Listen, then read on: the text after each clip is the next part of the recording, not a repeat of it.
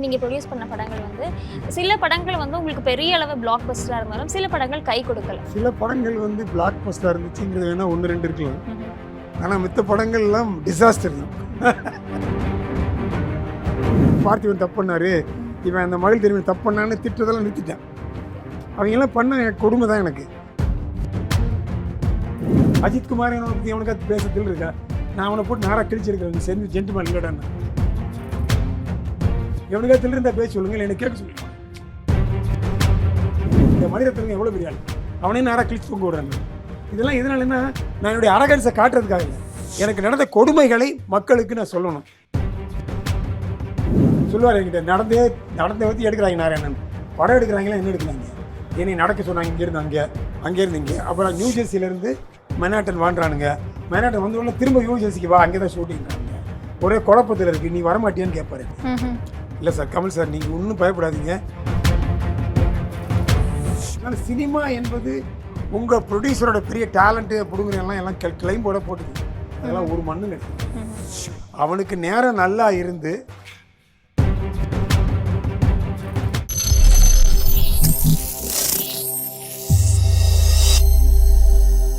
சரி, இப்போ நீங்க வந்து எடுத்த படங்களாகட்டும், இப்போ வேட்டையாடு விளையாடா இருக்கட்டும், இல்லை நிறைய படங்கள் வந்து நீங்க ப்ரொடியூஸ் பண்ண படங்கள் வந்து சில படங்கள் வந்து உங்களுக்கு பெரிய அளவு பிளாக் பஸ்டரா இருந்தாலும் சில படங்கள் கை கொடுக்கல. ஸோ அந்த டைம்ல அதை எப்படி நீங்க ஹேண்டில் பண்ணீங்க சார்? சில படங்கள் வந்து பிளாக் பஸ்டராக இருந்துச்சுங்கிறது வேணால் ஒன்று ரெண்டு இருக்கலாம்.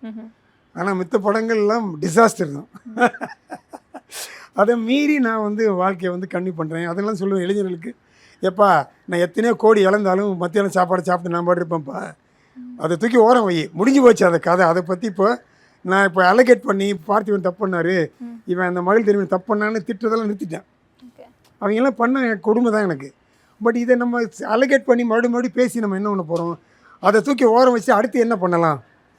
ஓகே, இன்றைக்கி நடந்து போச்சுப்பா, நம்மளுக்கு லாஸ் ஆகி போச்சு எத்தனையோ கோடி, சரி ஃபர்தராக நம்ம என்ன பண்ணலாம், அதைத்தான் நம்ம பண்ணணுமே தவிர தீதும் நடந்து பிறகு வர. நான் வந்து பண்ணது எல்லாத்துலேயுமே என்ன ப்ராப்ளம்னா, நான் கதையை கேட்க மாட்டேன்.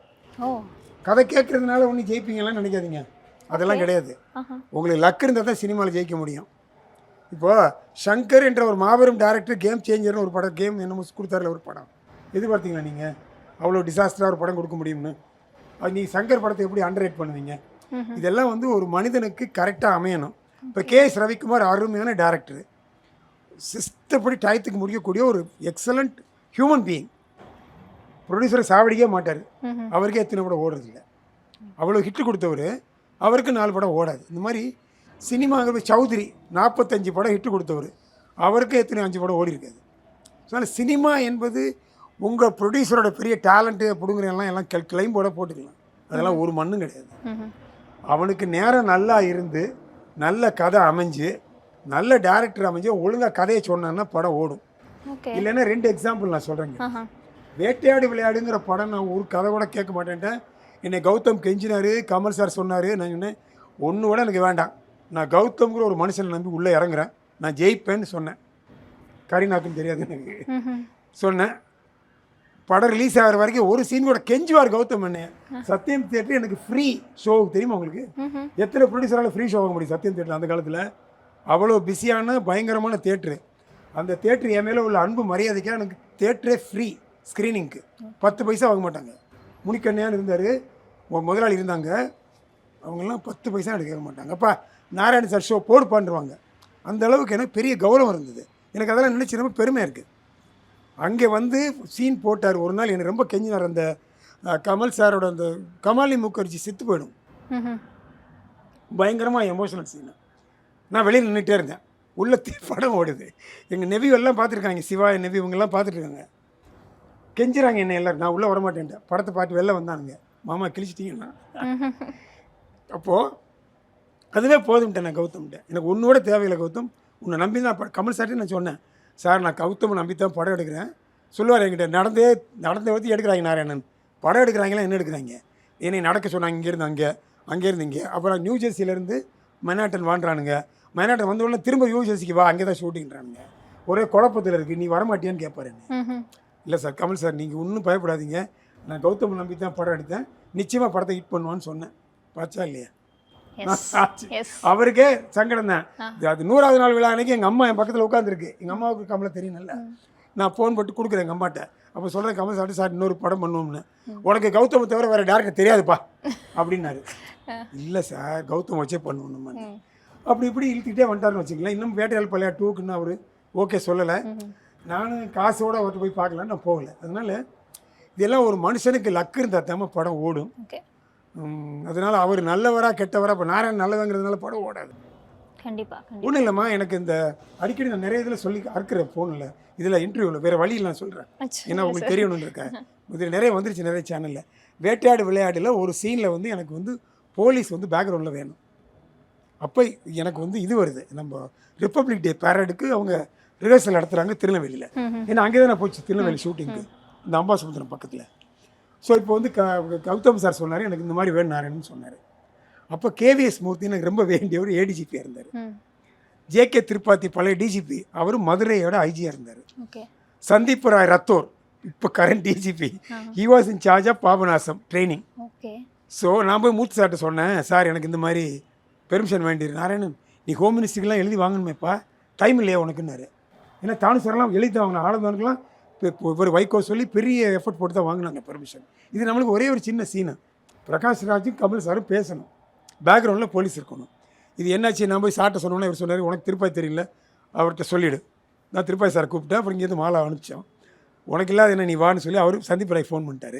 சந்தீப் ராய் என்ன நீ இதுக்கே தேடுற வா அப்படின்னு சொல்லி என்ன பண்ணாங்கன்னா, நாங்கள் உனக்காக பண்ண மாட்டோம், நீ அந்த லொக்கேஷனில் நீ வந்துரு, நாங்கள் வந்து பின்னால் வந்து ரிஹர்சல் பண்ணுவோம், அப்போ நீ ஃபோக்ரவுண்டில் வச்சு எடுத்துக்கிட்டு 5 நிமிஷம் இல்லைன்ட்டாங்க.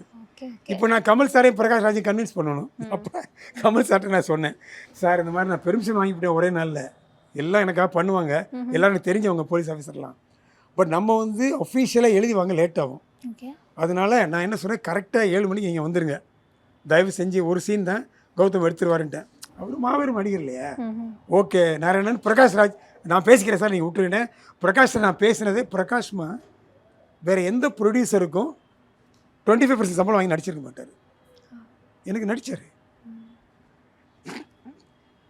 பெரிய சாதனமா, பணம் பெருசில் இதில் ஒரே ஃபோன் பண்ண பிரகாஷ் எனக்கு பண்ணணும்னு, சாருக்காக நான் என்ன வேணாலும் பண்ணுறேன், ஒரே கண்டிஷன் என்ன சம்பளம் கொடுத்தாலும் நான் வாங்கிக்கிறேன். அவர் 1.5 கோடி வாங்குகிற இடத்துல நான் கொஞ்சோண்டு சம்பளம் கொடுத்தேன், வாங்கிக்கிறேன், நான் நடிப்பேன் உனக்கு, ஒரே கண்டிஷன் கமல் சார் எத்தனை மணிக்கு வராரோ அத்தனை மணிக்கு தான் நான் வருவேன், முன்னால் வந்து வெயிட் பண்ணக்கூடாது. நோ பிரகாஷ்னு கமல் சார்ட்ட கூப்பிட்டு சொல்லிட்டேன், சார் இந்த மாதிரி மேட்ரு. இதெல்லாம் எனக்கு பெரிய சாதனையாக தோணுது. எத்தனையோ ப்ரொடியூசர் கோடியில் சம்பாரிச்சிருக்கலாம், எவ்வளோ சம்பாரிச்சிருக்கலாம், என்னென்னமோ பண்ணியிருக்கலாம், 1000 படம் ஹிட் பண்ணியிருக்கலாம், 500 படம் ஹிட் பண்ணியிருக்கலாம், பட் என்னுடைய மரியாதை உங்களால் வாங்க முடியுமா எனக்கு தெரியாது. மேபி இருக்கலாம், எனக்கு தெரியாது.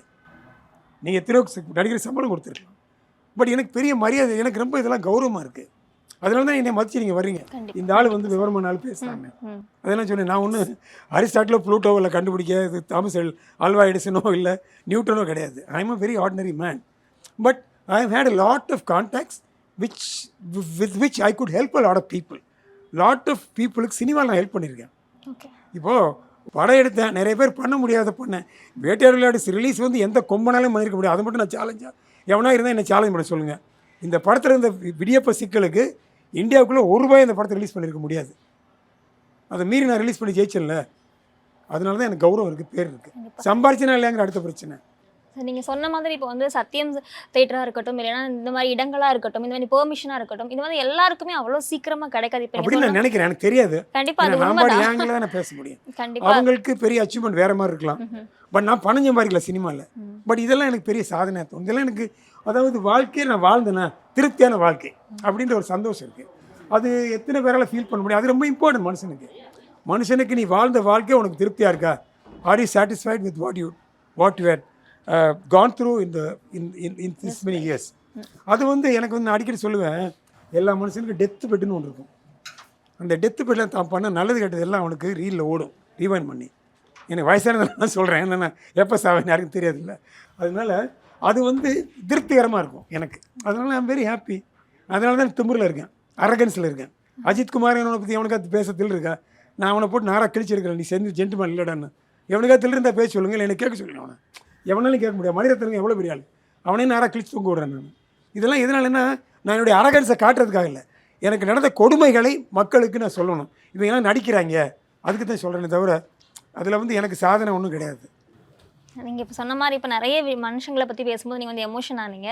ஸோ நீங்கள் வந்து அவங்களுக்கு எந்த அளவுக்கு ஒரு ஸ்பெஷலான பர்சன் அப்படிங்கிறதும் எங்களுக்கு ரொம்பவே கிளியராக தெரிஞ்சுது.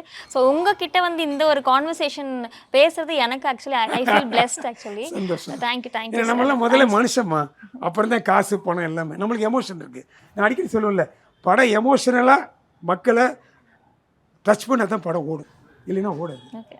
இப்போ உங்ககிட்ட இவ்வளோ நேரம் பேசுனது வந்து I feel very blessed. Thank you for the wonderful time sir. நீங்களும் வந்து அடுத்து ஒரு கூடிய சீக்கிரம் ஒரு மூவி நீங்கள் ப்ரொடியூஸ் பண்ணணும் அப்படின்னு நாங்கள் வந்து வேண்டிக்கிறோம். Thank you sir. தேங்க்யூ.